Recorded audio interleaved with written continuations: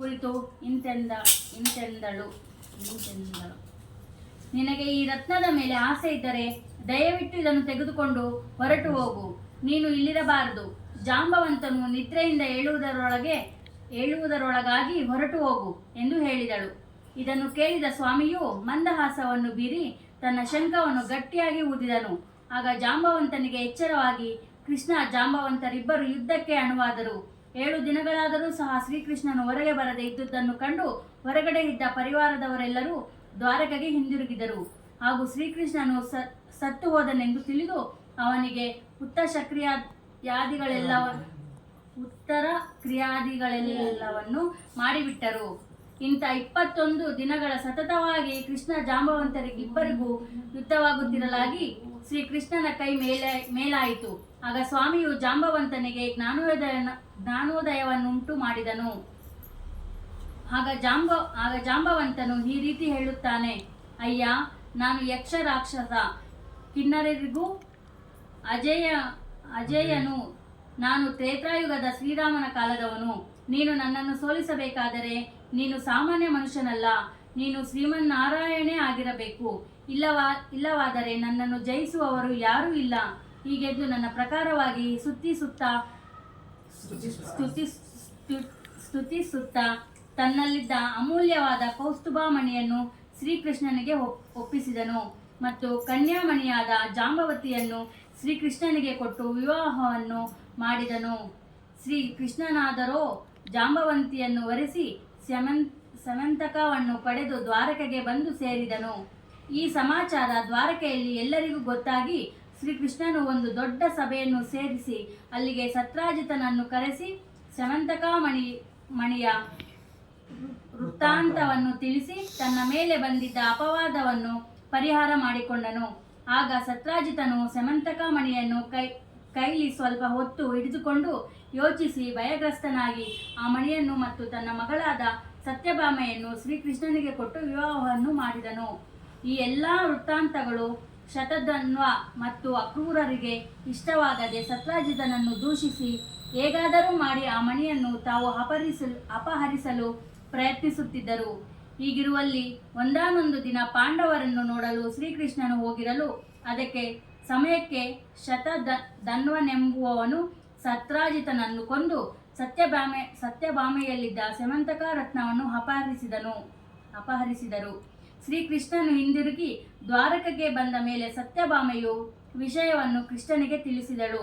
ಆಗ ಶ್ರೀಕೃಷ್ಣನು ದುಷ್ಟ ನಿಗ್ರಹಕ್ಕಾಗಿ ಅಂತರಂಗದಿಂದ ಸಂತೋಷವನ್ನು ಹೊಂದಿ ಹೊರಗೆ ಕಪಟ ಕೋಪವನ್ನು ತಾಳಿ ಅಣ್ಣನಾದ ಬಲಭದ್ರನೊಡನೆ, ಅಣ್ಣ ಶತಧನ್ವನು ನನ್ನ ಪತ್ನಿಯ ಬಳಿ ಇದ್ದ ರತ್ನವನ್ನು ಅಪಹರಿಸಿಕೊಂಡು ಹೋಗಿರುವನಂತೆ. ನೀನು ನನಗೆ ಸಹಾಯ ಮಾಡಿ ಆ ರತ್ನವನ್ನು ಹಿಂದಿರುಗಿಸಿ ತರಬೇಕೆಂದು ಹೇಳಿ ಯುದ್ಧಕ್ಕೆ ಹೊರಟನು. ಆ ವಿಷಯ ಶತಧನ್ವನಿಗೆ ತಿಳಿದು ಅವನು ಅದನ್ನು ಅಕ್ರೂರನಿಗೆ ಕೊಟ್ಟ. ಅವನ ಕುದುರೆಯನ್ನೇರಿ ದಕ್ಷಿಣ ದಿಕ್ಕಿಗೆ ಪ್ರಯಾಣ ಬೆಳೆಸಿದನು. ಈ ವಿಷಯ ಕೃಷ್ಣ ಬಲರಾಮರಿಗೆ ತಿಳಿಯಿತು. ಆಗ ಅವರಿರುವರು ಶತಧನ್ವನನ್ನು ಹಿಂಬಾಲಿಸಿ ಹೋಗಲು ಅಲ್ಲಿ ಶತಧನ್ವನು ಸಿಕ್ಕಿಬಿದ್ದನು. ಸ್ವಲ್ಪ ಜೋರಾಗಿ ಮಾಡು. ಶ್ರೀಕೃಷ್ಣನು ಅವನನ್ನು ಕೊಂದು ಬಿಟ್ಟನು. ಆದರೆ ಸ್ಯಮಂತಕವು ಅವನಲ್ಲಿಲ್ಲದಿರಲು ಬಲರಾಮನು ಖಿನ್ನವಾಗಿ ಕೋಪಗೊಂಡು, ಕೃಷ್ಣ, ನೀನು ಯಾವಾಗಲೂ ಇದೇ ರೀತಿ ಮೋಸ ಕೃತ್ಯವನ್ನೇ ಮಾಡುತ್ತಿ. ಮಣಿಯನ್ನು ನೆಪ ಮಾಡಿಕೊಂಡು ಬಂಧು ಬಳಗದವರನ್ನೆಲ್ಲ ಕೊಲ್ಲುತ್ತೀಯೇ. ನಿನ್ನನ್ನು ಯಾರು ತಾನೇ ನಂಬುತ್ತಾರೆಂದು ಹೇಳಲು ಆಗ ಶ್ರೀಕೃಷ್ಣನು ರಥವನ್ನೇರಿ ಹೊರಡಲಾಗಿ ಅಲ್ಲಿದ್ದವರನ್ನೆಲ್ಲರೂ ಕೃಷ್ಣನಿಗೆ ಹೆಣ್ಣು ಹೊನ್ನಿನ ಮೇಲನ ಆಸೆಯಿಂದ ಅಣ್ಣನನ್ನು ಎಲ್ಲಿಯೂ ಕಾಡಿನಲ್ಲಿ ಬಿಟ್ಟು ಬಂದಿರುವನೆಂದು ಮಾತನಾಡಿಕೊಳ್ಳಲು ಉಪಕ್ರಮಿಸಿದರು. ಆಗ ವಿಷಯ ತಿಳಿದ ಕೃಷ್ಣನು ಖಿನ್ನ ಮನಸ್ಕನಾಗಿರಲಾಗಿ ಅವನ ಮುಖದ ಕಾಂತಿಯು ಕುಂದಿತು.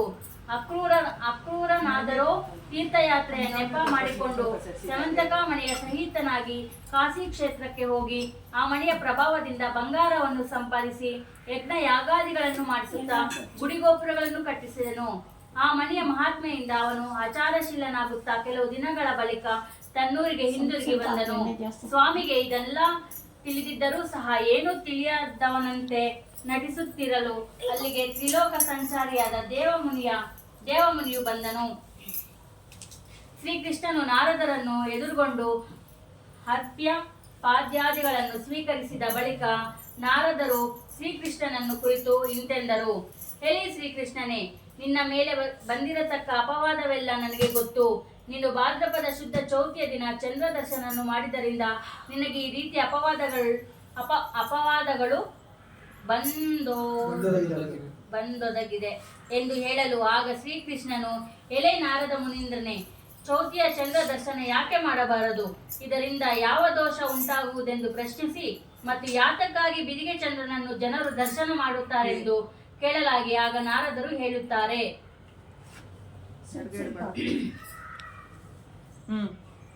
ನಾನು ಬಹಳ ರೂಪವಂತನೆಂದು ಗರ್ವದಿಂದ ಮೆರೆಯುತ್ತಿದ್ದನು. ಆಗ ಗಣಪತಿಯು ಚಂದ್ರನನ್ನು ನೋಡಿ ಶಾಪವಂಗೆದನು. ಆ ಶಾಪದ ಪ್ರಭಾವದಿಂದ ಯಾರು ಭಾದ್ರಪದ ಶುದ್ಧ ಚೌತಿಯ ದಿನ ಚಂದ್ರ ದರ್ಶನ ಮಾಡುತ್ತಾರೋ ಅವರು ಅಪನಿಂದೆಗೊಳಗಾಗುತ್ತಾರೆ ಎಂದರು. ಆಗ ಶ್ರೀಕೃಷ್ಣನು ಸವಿಸ್ತಾರವಾಗಿ ತಿಳಿಸೆಂದು ಕೇಳಲು ಪೂರ್ವದಲ್ಲಿ ಪರಮೇಶ್ವರನು ತನ್ನ ಕುಮಾರನಾದ ಗಣಪತಿಯನ್ನು ಪ್ರಥಮ ಗಣಗಳಿಗೆ ನಾಯಕನನ್ನಾಗಿ ಮಾಡುವಾಗ ಅಲ್ಲಿ ಬ್ರಹ್ಮಾದಿ ಸಕಲ ದೇವತೆಗಳು ನೆರೆದು ಅಲ್ಲಿ ಗಣಪತಿಗೆ ಅಣಿಮಾದಿಷ್ಟ ಸಿದ್ಧಿಗಳನ್ನು ಕೊಟ್ಟು ಮದುವೆ ಮಾಡಿದರು. ಆಗ ಗಣಪತಿಯನ್ನು ಬ್ರಹ್ಮನು ಈ ರೀತಿ ಸ್ತುತಿಸುತ್ತಾನೆ.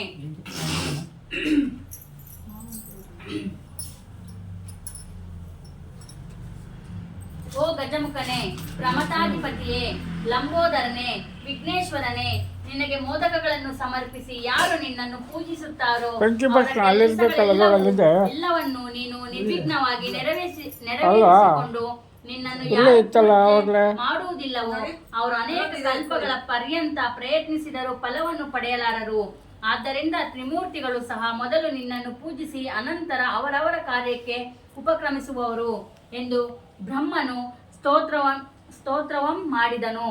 ಆಗ ಗಣಪತಿಯು ಪ್ರಸನ್ನನಾಗಿ, ಎಲೈ ಬ್ರಹ್ಮನೇ, ನಿನಗೆ ಇಷ್ಟವಾದ ವರವನ್ನು ಕೇಳು ಎನ್ನಲು ಬ್ರಹ್ಮನು ಹಾಗೆಯೇ ಆಗಲೆಂದು ಹೇಳಿದಾಗ ಗಣಪತಿಯು ತನ್ನ ಸೊಂಡಲಿನಿಂದ ಕಡುಬನ್ನು ಸ್ವೀಕರಿಸಿದನು. ನಂತರ ತನ್ನ ಸತಿಯರಾದ ಸಿದ್ಧಿ ಬುದ್ಧಿಗಳ ಸಮೇತ ತನ್ನ ವಾಹನವನ್ನೇರಿ ಚಂದ್ರಲೋಕದಲ್ಲಿ ಸ್ವೇಚ್ಛೆಯಾಗಿ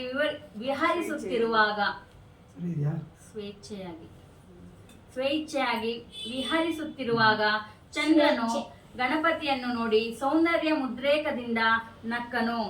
ಆಗ ಗಣಪತಿಗೆ ಮಹಾಕೋಪ ಉಂಟಾಗಿ ಕಣ್ಣುಗಳು ಕೆಂಪಗೆ ಮಾಡಿಕೊಂಡು ದುರದುರನೆ ಚಂದ್ರನನ್ನು ನೋಡುತ್ತಾ, ಎಲೈ ಮದಾಂಧನಾದ ಚಂದ್ರನೇ, ನಿನ್ನ ಗರ್ವವನ್ನು ನಾನು ಬಲ್ಲೆ. ನೀನು ವಿನಾಕಾರಣ ನನ್ನನ್ನು ಅಪಹಾಸ್ಯ ಮಾಡಿದ ಕಾರಣ ನಿನ್ನ ಸೌಂದರ್ಯವು ಕುಂದಿ ಇಂದಿನಿಂದ ನೀನು ಮೃಗಲಾಂಛನನಾಗು. ಯಾರು ಚೌತಿಯ ದಿನ ನಿನ್ನನ್ನು ನೋಡುವರೋ ಅವರು ಅಪವಾದಕ್ಕೆ ಗುರಿಯಾಗಲಿ. ಇದೇ ನಿನಗೆ ನಾನು ಕೊಡುತ್ತಿರುವ ಶಾಪ ಎಂದು ಹೇಳಿದಾಗ ಚಂದ್ರನಿಗೆ ಶಾಪವು ಪ್ರಾಪ್ತಿಯಾಯಿತು. ಈ ರೀತಿ ತನಗೆ ಬಂದಂತಹ ಶಾಪಕ್ಕೆ ಹೆದರಿ ಚಂದ್ರನು ಕಂಗೆಟ್ಟು ಕಮಲದ ಮಧ್ಯದಲ್ಲಿ ಅಡಗಿಕೊಂಡನು. ಆಗ ಚಂದ್ರನ ಪ್ರಕಾಶವೇ ಇಲ್ಲದಾಗ ಅಮೃತಪಾನ ಜೀವಿಗಳು ಆಹಾರಾದಿಗಳಿಲ್ಲದೆ ಸೊರಗಿದರು. ಆಗ ಎಲ್ಲರೂ ಒಟ್ಟಾಗಿ ಸೇರಿ ದೇವಲೋಕದಲ್ಲಿರತಕ್ಕಂಥ ಬ್ರಹ್ಮದೇವನಿಗೆ ಗಣಪತಿಯು ಚಂದ್ರನಿಗೆ ಕೊಟ್ಟ ಶಾಪ ವೃತ್ತಾಂತವನ್ನು ವಿವರಿಸಿದರು. ಆಗ ಬ್ರಹ್ಮನು ಹೇಳುತ್ತಾನೆ, ಎಲೆ ದೇವತೆಗಳಿರ, ಕೇಳಿರಿ. ಗಣಪತಿಯ ಶಾಪವನ್ನು ತಪ್ಪಿಸಲು ತ್ರಿಮೂರ್ತಿಗಳಿಂದಲೂ ಸಾಧ್ಯವಿಲ್ಲವು. ಅದು ಗಣಪತಿಯಿಂದಲೇ ಪರಿಹಾರವಾಗಬೇಕಲ್ಲದೆ ಮತ್ಯಾರಿಂದಲೂ ಸಾಧ್ಯವಿಲ್ಲ. ನೀವುಗಳೆಲ್ಲರೂ ಅವನನ್ನೇ ಮೊರೆಹೊಕ್ಕರೆ ಅವನು ಪ್ರಸನ್ನನಾಗುವನು ಎಂದು ಹೇಳಿದನು. ಆಗ ದೇವಾದಿ ದೇವತೆಗಳೆಲ್ಲರೂ ಬ್ರಹ್ಮನನ್ನು ಕುರಿತು ಯಾವ ಪೂಜೆಯನ್ನು ಮಾಡುವುದರಿಂದ ಗಣಪತಿಯು ಪ್ರಸನ್ನನಾಗುತ್ತಾನೆ ಎಂದು ಕೇಳಲು ಆಗ ಬ್ರಹ್ಮನು ಭಾದ್ರಪದ ಶುಕ್ಲ ಚೌತಿಯ ದಿನ ಪ್ರದೋಷ ಕಾಲದಲ್ಲಿ ಪೂಜೆಗೆ ಉಪಕ್ರಮವನ್ನು ಮಾಡಿ ಚಂದ್ರೋದಯಕ್ಕೆ ಸರಿಯಾಗಿ ಸಂಕಷ್ಟಹರ ಗಣಪತಿಯ ವ್ರತವನ್ನು